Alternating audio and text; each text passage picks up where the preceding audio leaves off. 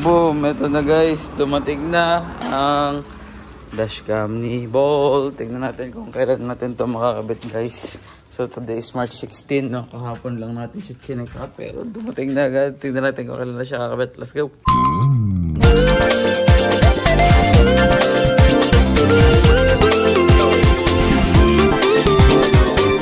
Yan, bukas na si Bolt.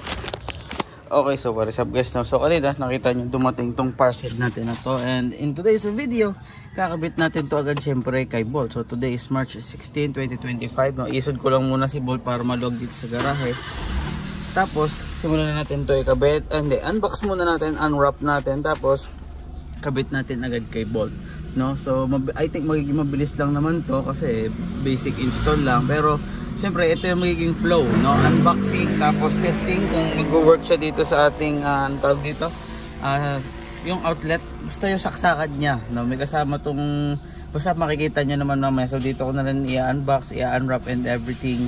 Tapos siyempre layout natin dito, tutuklapin natin yung headliner, papagapang yan sa likod, alisin din tong glove box I think, and then pati itong panel na to alisin din natin yan. Tapos yun, isod ko lang muna si Bolt, tapos simulan na natin. Let's go!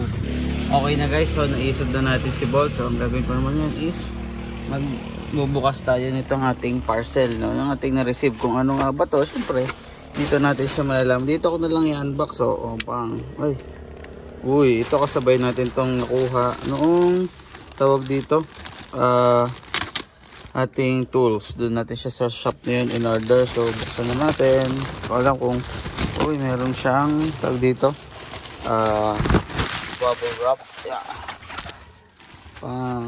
Isa pa. Tagay na ulit natin siya. So this is a DDPi N1 Dual. So may sinamahan ko na siya ng tawag doon, 32 gig na memory card guys. So tingnan natin kung kasama nga siya. Ayan, ito na guys, nabubulat-lat ko na siya. Bang, very raw, no? Puta, wala man lang cinematics. Yan talaga pag solo film na bano ka, no? Ayan, daman-daman niya yung unwrapping ko guys. Ayan na, nakikita na natin yan. Meron siyang mobile app. So experience ko sa pagkakabit nito guys, kaya naman siya ng DIY kasi ako din ang nagkabit ng ganito ni Pixel, no? So matagal ko na tong gustong gawin sa kanya, pero bakit ngayon lang, no? Bakit ngayon lang natin siya ginawa? Try lang natin to i-stand dito. Bakit ngayon ko lang siya ginawa? Kasi yung ina, first birthday na si Bolt sa session ko, March 24, 2024 ko siya kinuha. Tapos ngayon, or next, ngayon March 16, no? Ilang araw na lang mag-ano na siya, tawag dito, mag 1 year old na siya sa atin. So as a gift, dahil napaka-reliable niya, ito na siya, DDPi N1 Dual, naka Lexar 32 gig na memory card. Napakalupit. Sana mag-save na maayos yung mga files dito, at sana din wala maging corruption na mangyari. Pero I think ano naman, reputable and trusted brand naman si Lexar, no? So figure out ko lang kung paano ko siya alisin.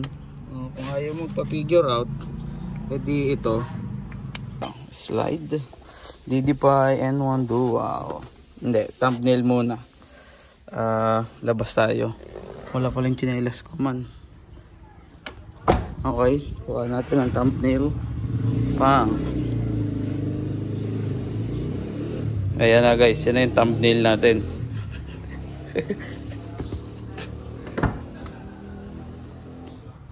Yeah. Okay na. Balik na tayo dito.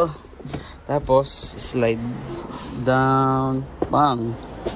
Tumba siya sa akin. Tapos open natin. Uy. Open natin. Open. Paano ba? Ganyan ka muna. Hindi ko sure kasi pag ganito kung kita ba ako, hindi ko pinractice yung viewing angles, pero I think kita naman siya. Ang bango. Yeah.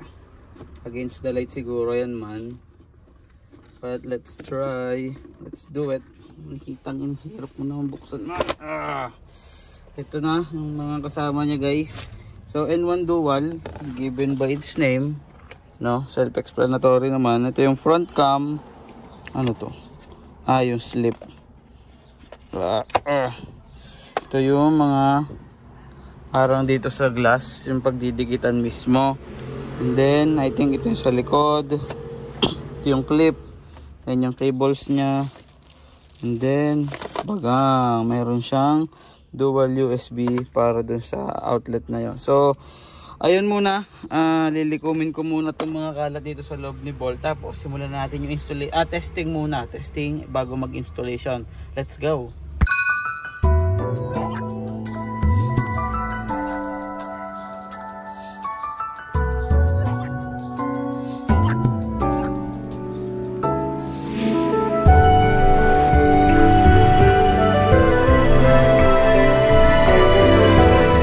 Okay, so ayun guys, nandito na tayo sa driver side. Ito na yung mga gagamitin natin. Siyempre, para malaman ko kung okay ba talaga, itetestingin muna natin si DD-Pi natin kung nagana. So siyempre, first thing to do ay ilagay natin tong car charger nya. Car charger, yun yung tawag nya dito sa ating power outlet. So siyempre, thank you kay Boss Genesis Garage. Sila ang nagkabit nyan. No? Hindi ko alam kung sa blue ba dapat siya, pero doon na lang natin siya ilagay.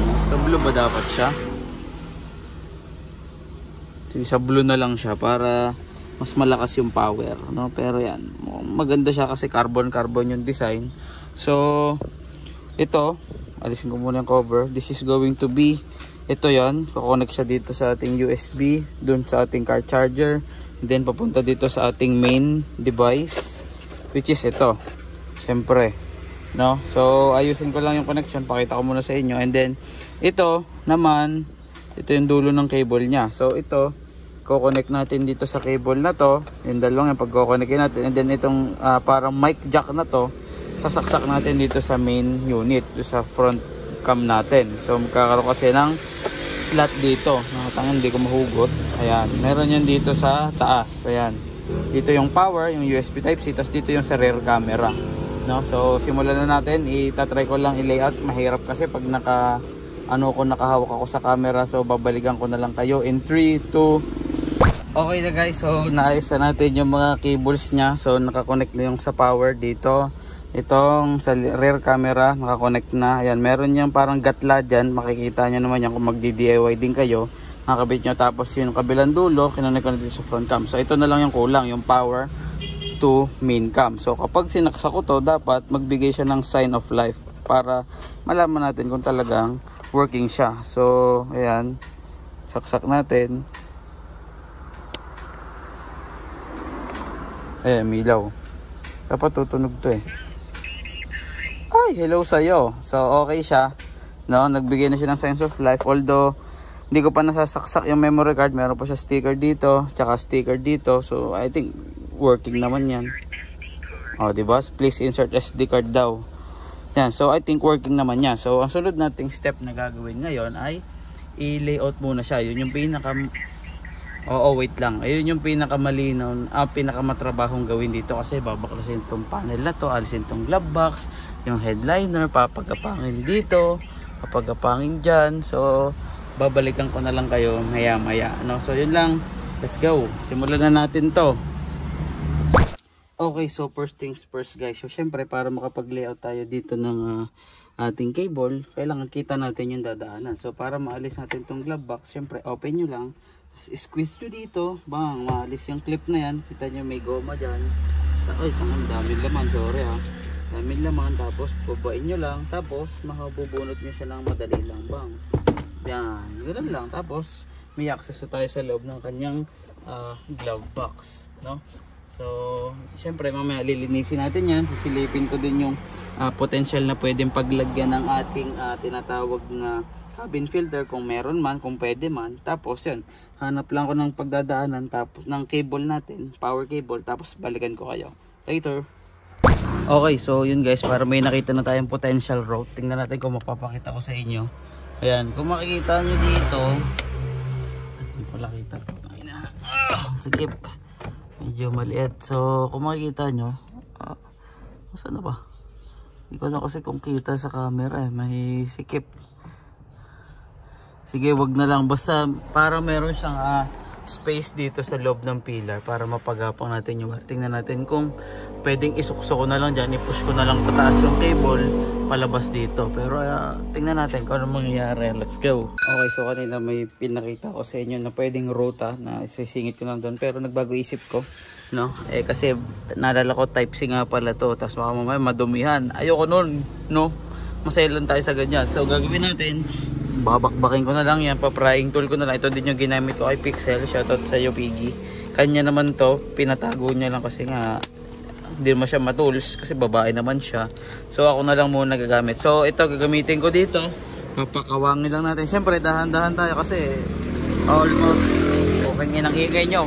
Magsi 6 years old na kasi si Bolt. So baka mamaya may malulutong dyan na clip, mabasag. Dahan-dahan lang tayo dito, no? So simulan na natin. Balikan ko kayo pag okay na. So ayun guys, binibitinan ko, parang pinapaluwag ko pa lang siya para silipin kung marami bang clip. Yun, natanggal na siya agad lahat. So ito, clip dito, may clip doon, ito naiwan siya. Wala kung paano ko mababalik yun dito sa ano, pero isusukso ko na lang siya dyan maya maya, ano. Pero yun, kung mapapansin nyo, meron tayo dong opening mula dito sa ilalim. Papadaanin natin dyan yung cable, papagapangin natin, tapos yun, nandito na ito yung ating ano, pupwesto natin dito yung camera, tapos okay na tayo sa front camera. So papakita ko na lang sa inyo pag okay na yung linya ng cable natin. Balikan ko kayo pagbalik ko talaga, sure na okay na. In 3, 2, okay. So ayun na guys, no, na layout ko na yung linya ng ating power cable mula dito. Teka lang, pakita ko sa inyo. I got my flashlight. So ganyan yung ginawa ko dito guys. Yan, no, para malinis siya, para walang nakalitaw na wire. Yan yung ginawa natin dito. Pinadaan ko siya dito sa loob. Tamang isod-isod lang nito mga panel. Tapos yan, pinaikot ko dyan. Tapos yun nga, tinuturo ko dito. May butas dyan sa pinaka, sulok-sulok. Magaan lang, madali lang naman siyang pasukan ng wire. Tapos yan, buksan nyo itong panel na to. Buksan nyo muna to bago ang lahat. Tapos ayan, sisingit nyo na dito. So para mahila ko doon, hindi na inaalis to, pinulupot ko siya dito sa prying tool. Siyempre tamang diskarte lang. Tapos yan, ang ganda nitong headliner kasi may nakaabang siya ditong wire para pasukan ng pinaka cable, kasi pag maglalagay ka nga naman yan, no? So yan, pag dito naman sa view na to, meron siya space dito talaga para sa wire, para hindi siya maipit pag ibinalit mo na yung mga clip yoko, no? So ayusin ko lang to. Ang sunod naman ay papagapangin naman natin yung cable naman ng headliner. Ayun, meron din siyang space dito sa loob para papunta doon sa rear. Yun yung siguro mahaba-haba at medyo talagang mapapaisip ako na malupit. Pero yun lang, adjust ko lang yung mga wire niyan. Maya-maya na natin ipagbabalik para kasi may mga adjustment pang gagawin sa cable pag nakakabit na yung camera para malinis din yung kanyang maging layout. So yun, mamaya balikan ko na lang kayo ulit kung paano gagawin kong padaan ng cable dito sa pillar na to papunta doon sa likod para sa rear camera natin, no? So ayun, tingnan natin, sana wala akong mabasag na clip habang nasa proseso tayo. Yun lang. Siguro mamaya pala sabi ko rin sa inyo kung gaano katagal ko kinabit, no? Kasi nag-chat naman ako kay Winnie, sa aking girlfriend, kung ano oras ako nagsimula. Tingnan ko kung anong oras din ako matatapos, no? Yun lang, balikan ko kayo mamaya after nitong layout ng cable para sa ating rear camera. Later. Ayun guys, binatuklasan ako, no? So bago ko ituloy, medyo kinakabahan kasi ako. Hinahanap ko kung saan siya papadaanin. Tinatry ko tong bulat-latin, mahigpit. Tapos ito, nung tinatry ko tong iganyan, tinatry ko ibaba, bonk, malambot lang pala siya guys, no? So safe naman siya, madali siya padaanin yung wire dito. Kasi ito, pipigure out ko na lang. Syempre, mamaya ko na lang ulit kukwento sa inyo. I think madali lang din to. Pero tingnan natin, no, kung anong nangyari dito. Pero ito, alam ko na din paano gagawin sa kanya. Tingnan na lang natin maya maya, ano, pag natapos na. Balikan ko talaga kayo ng bonggang-bongga ba. Okay guys, so nagbabalik tayo. So katulad niyan sinabi ko kayo na, babalikan ko kayo kapag na-figure out ko na kung paano pasusuotin yung mga cables para do sa rear camera. So ito na yung ginawa natin, no? So bukas na to, ihilahin nga lang to katulad do sa last clip. Tapos ito, piniright tool ko to para umangat to. Tapos susuotin natin dyan. Tapos itong tag dito, weather strip na to, pinaklas natin ng onte. Tapos yun, inano ko din, pinrying tool ko din, ng mabilisan lang. Tapos syempre dahan-dahan kasi may dalawang clip yan dito. So delikado sila na mabasag. Prone sila sa basag, no? So tapos papadaanin natin dito. And then dito lalabas. I think dito ko didikit yung rear camera niya. Kasi third brake light naman to. Hindi naman niya maalog. Steady naman. Tsaka para clean look lang. Ayokong kabitan to ng itong nasa likod, no? So yun lang, balikan ko kayo mamaya kapag na-finalize ko na yung layout, no? Ipapadaanin ko lang yung wire. Ewan ko kung dadaan. Siyempre ito pa lang, nakalatag pa lang yung cable nya. Pasuotin ko lang doon sa mga ginawa nating daan. I'll be back. Okay guys, katulad ng sinabi ko sa inyo, ayan, may nakalawit na dito sa harap. Na try ko na napagana ko na, pero di ko pa nalagay itong ating Lexar 32GB memory card na kasama nating in order ng ating dashcam. Pero yan, napwesto ko na yung nasa likod, nabalik ko na yung mga trim, diba? Puta, parang wala nangyari. Ito na lang, ayusin natin maya maya kasi i-layout ko pa to. Magkakaroon pa dito ng adjustment. Gusto ko malinis talaga yung magiging tindig dito sa harap kasi syempre harap yan, kitang kita yan. Doon sa likod may konting labis na wire. Ayan, kita may konting labis na wire kasi kailangan talaga may labas kasi inaangat yung hatch na yan. So pag di ako naglagay ng allowance, mapuputol yan pag inangat, no? So okay na yan, likod naman yan, basta naka-record siya, all goods na. So sunod ko step, ilagay ko lang tong memory card dito. So I think good naman to, good quality, Lexar yan. Dito natin lalagay. And then yun, kakabit lang natin yan. And then lilinisin ko tong ilalim. Tapos pagbalik nito, siguro testing na natin or pakita ko sa inyo yung final setup natin ng dashcam ni Bolt. Let's go!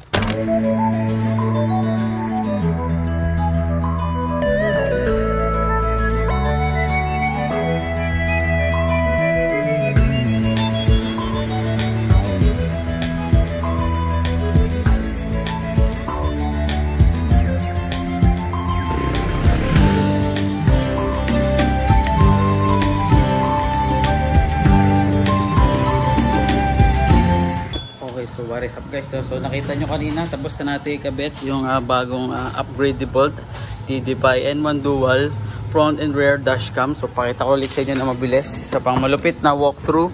Bang, ayun o, pag nandito sa driver side di mo kita na may dashcam, pero pag sinilip mo, bang, subtle lang, no? Chill lang. Tapos sa inyo sa likod, diba? Zoom natin na mabilis. Bang, nakapwesto na yan. Tapos mamaya try natin yung recording niya kung maganda ba, kung shaky ba o ano. Tapos yun yung mga dinaanan ng linya natin, diba? OEM pa rin, parang wala nangyayari, no? Kasi ito yung pinagdaanan ng ating mga cables. So diba? Kita nyo yung ating USB. Wala, hindi mo makikita. Hidden yan, like a magic, no? So kasi medyo maselan ako sa ganyan. Ayoko nang makalat yung cable. Ayoko nang madadali. Ayoko nang maiinitan sila, no? So yun. Siguro sunod dito, syempre labas tayo, sunod tayo kina Winnie. Tapos tingnan natin yung footage na makukuha. Let's go.